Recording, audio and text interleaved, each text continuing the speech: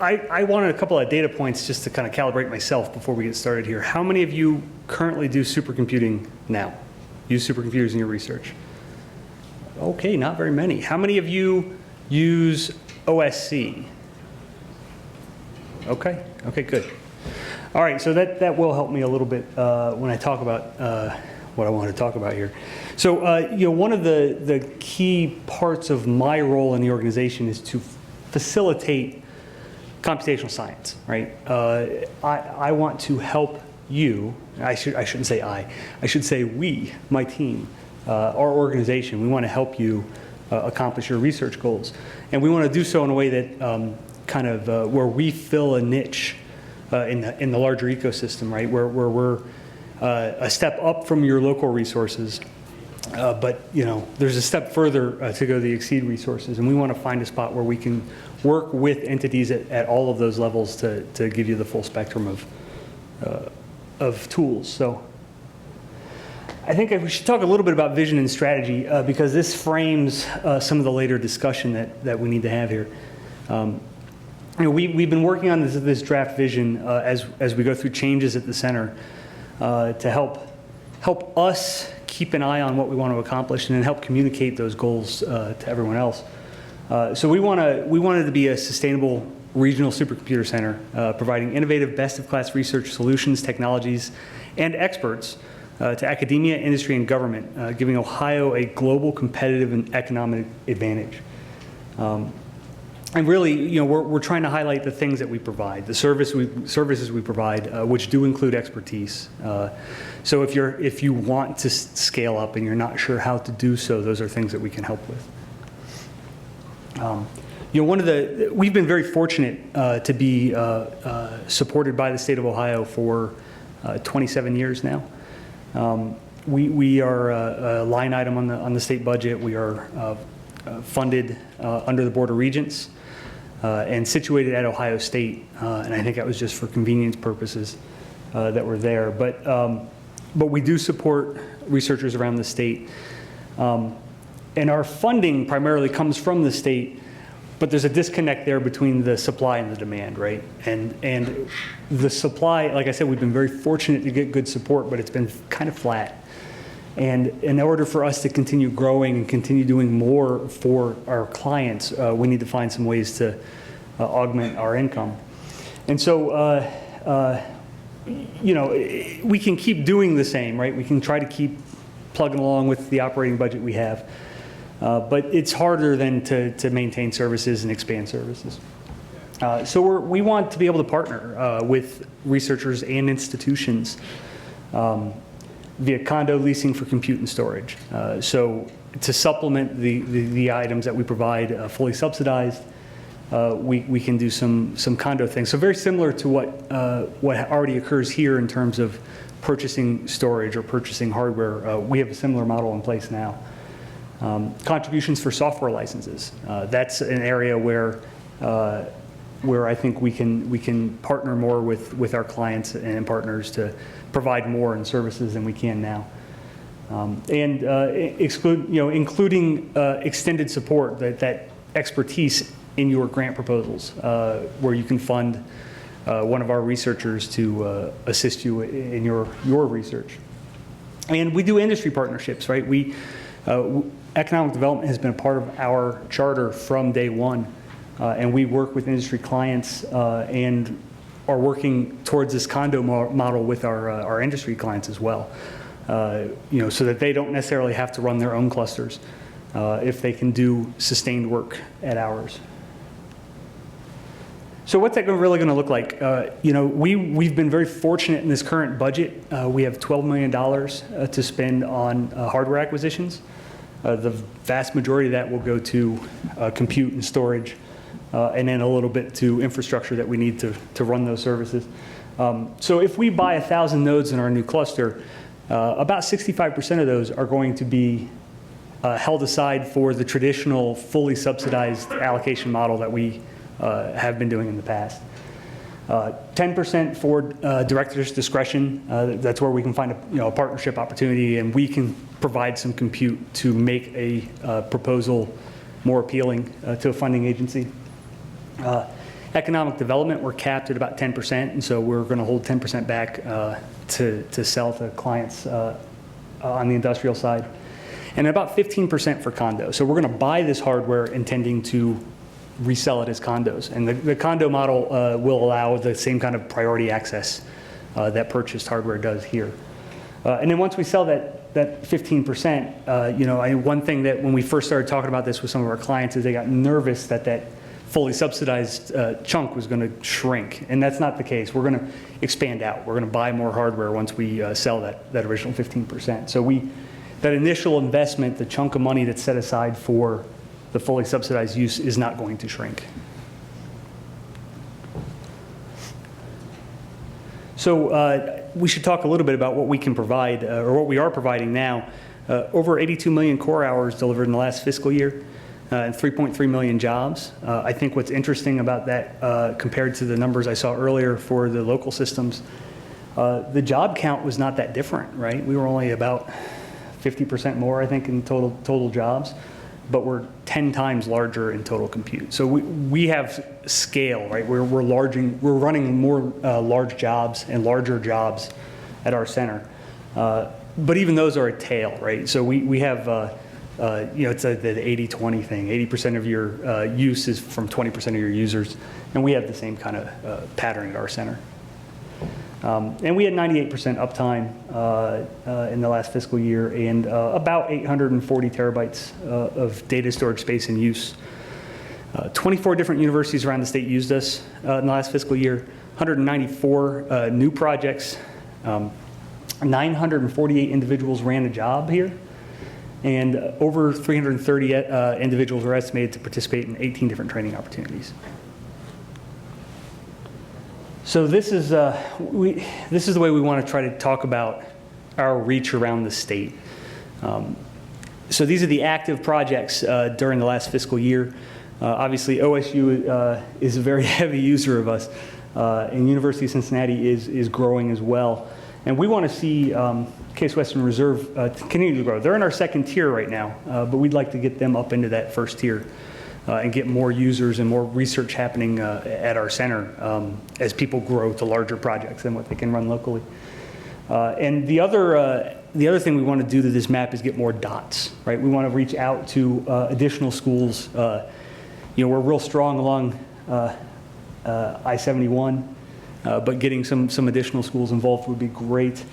And we've done some of that. We have some schools here. You'll notice some of these schools are not schools with graduate programs. We actually do have some use even from community colleges when they want to use us for instructional assistance, because we can provide that, right? We can provide accounts to support use inside of a classroom. And these are the new projects that were awarded during the year. So the pattern is fairly similar to what we saw before, if the distribution is not as large. And who's using us? Not surprisingly, mathematical and physical sciences are the big pigs. We're seeing growth in biological and behavioral and social sciences. I think that's one of the interesting things I've noticed here in the morning talks was a lot of that, and growth in interest in things like MapReduce and Hadoop, which are not a part of our core infrastructure services right now, but we see growing demand for those things, and those are things that we're going to have to address as well. So priorities for the current year, storage acquisitions, HPC and storage acquisitions. So that $12 million, this is our big project for the year, is to get this new system online. I'll talk a little bit more about what that system's going to look like a little bit later. And storage as well. We have about 2 petabytes now. We want to get up to 4 to 6 by the end of the year. Sustainability and growth. So like I said, we want to get more dots on that map, and we want to get more dots in that darker color on that map. So we want to improve our client portfolio. We want to strengthen relationships with researchers and institutions and do more outreach, like I'm doing today, and more engagement with the researchers to understand what your science needs are and how can we meet those with what we have now, and what do we need to add in the future to meet your needs as they change.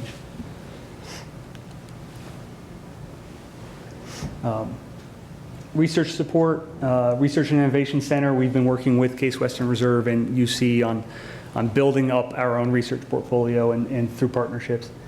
And we're getting more involved in the national level than we have in the past. We're already involved in Exceed.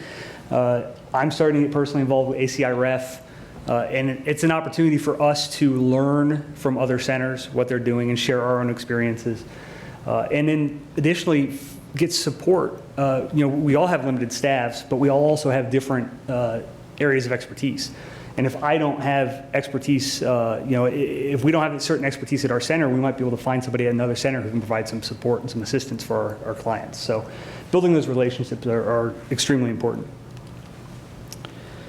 So what do we have? Ruby's our newest cluster.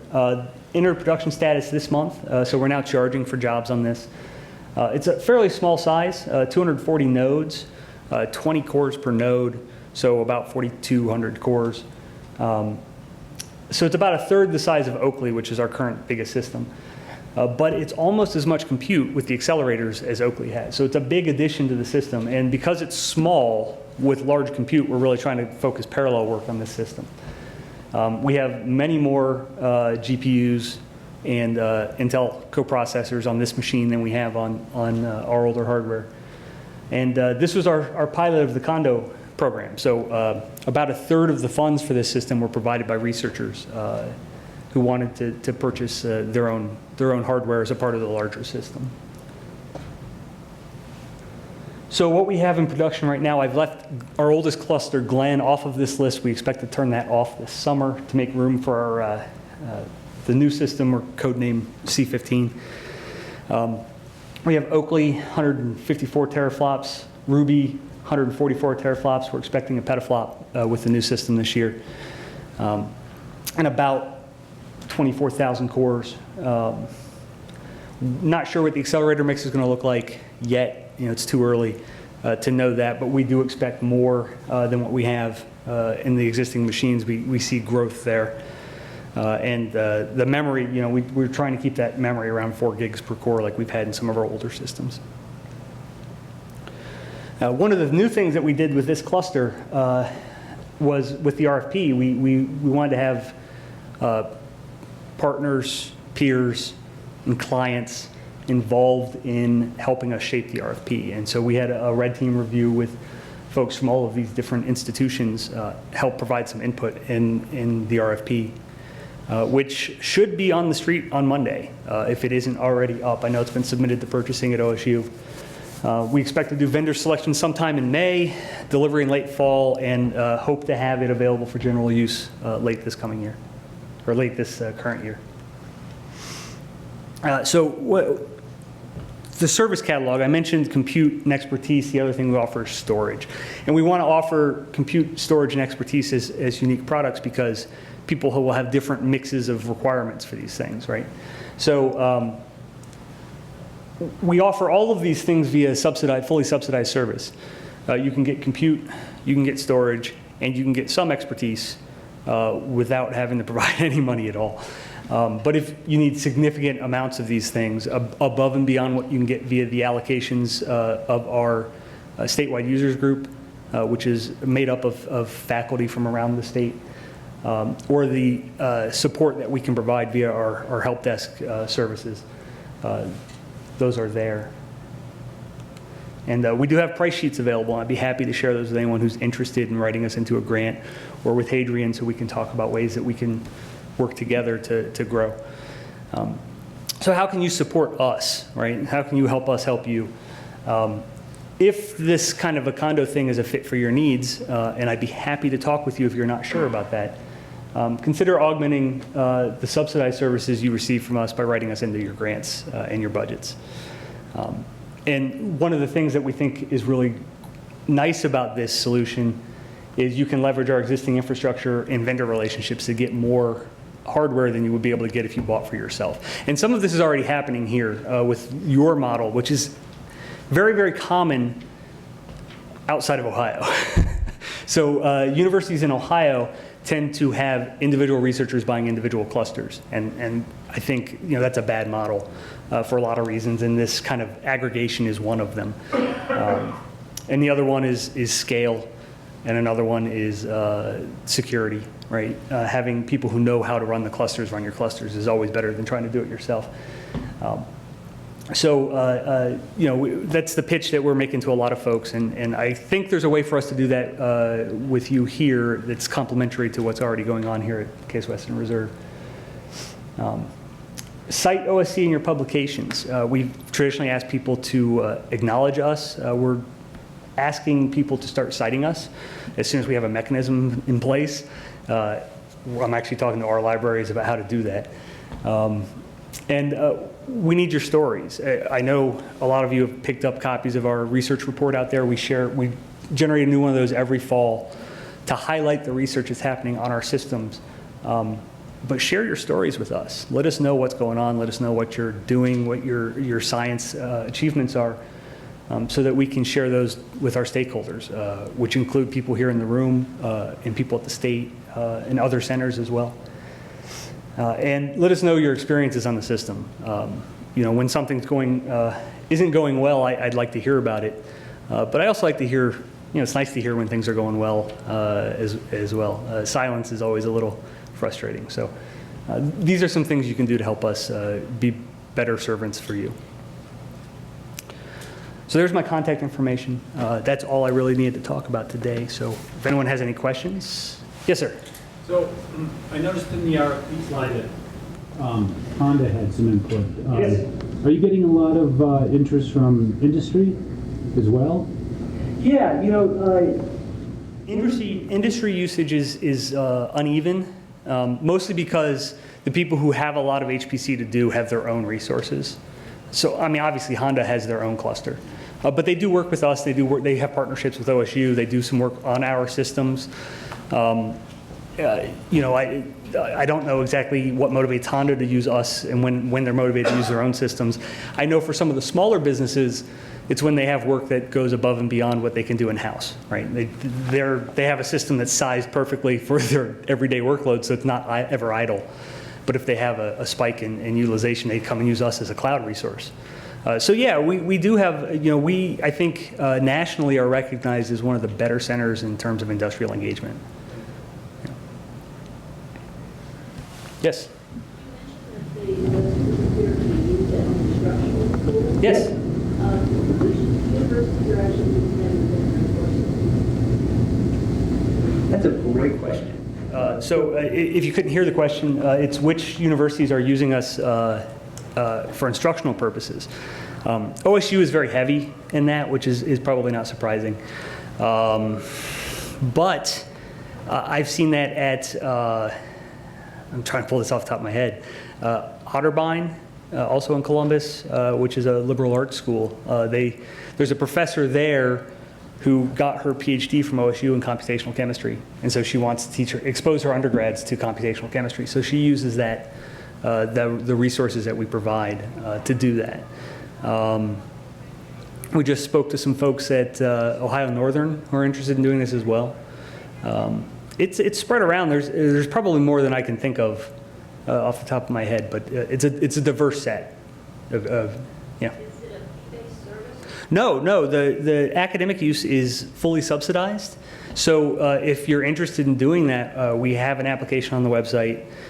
You basically tell us a little bit about your class, give us a class roster, and we'll generate accounts and make those available.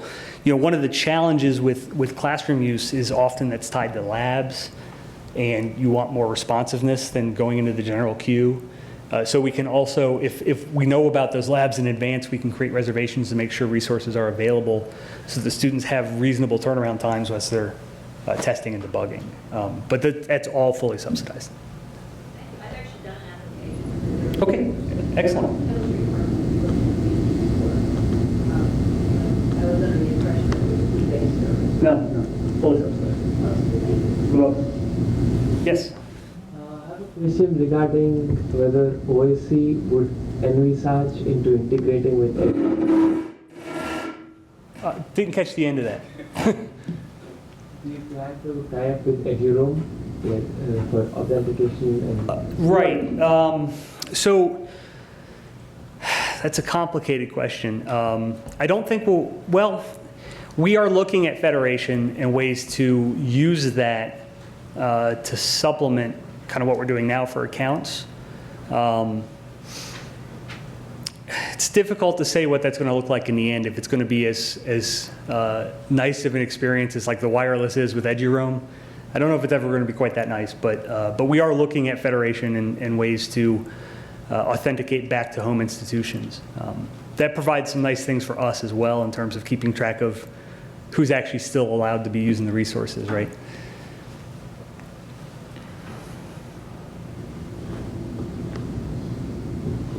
Okay. Thank you very much. Great. Thank you.